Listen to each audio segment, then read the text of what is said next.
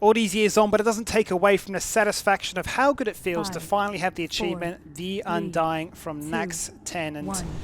I mean, as a whole, the run was a little bit different, I guess, to your usual. I mean, everybody is super overgeared nowadays. Everybody's pumping big numbers, getting great logs, and the entirety of Tier 7 right is being done in less than 2 hours in some cases from these speed runs, less than an hour now, which is just, yeah, phenomenal stuff. But the difference for me was the fact that everybody had that added level of stress and anxiety surrounding it. So people are a bit concerned about, well, what if I was to be the one that made the mistake? I die randomly, I get aggro some way, somehow, and the entire run is ruined.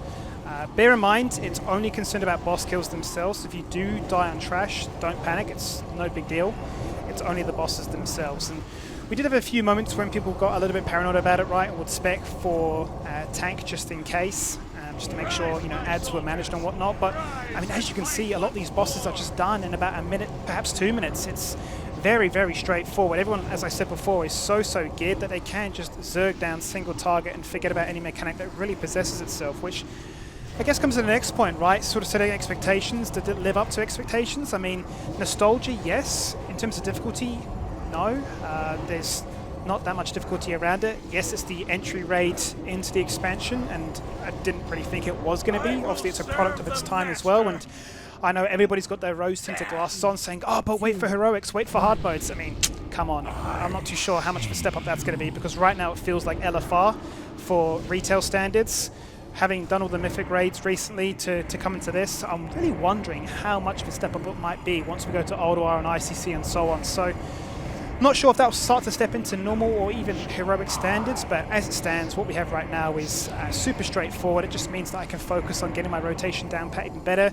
I guess that's one of the major differences that keeps Shadow Priest at least exciting for me, even if it does look a little bit boring, just mindlessly spamming Mind Flay. Just the priority system and making sure that you don't clip those ticks and so on and so forth is engaging for me, right? Maybe not getting the top logs in the entire group, but that's keeping me engaged at the very least. It's been fun to make content, so I'm excited that one more thing has been ticked off the bucket list.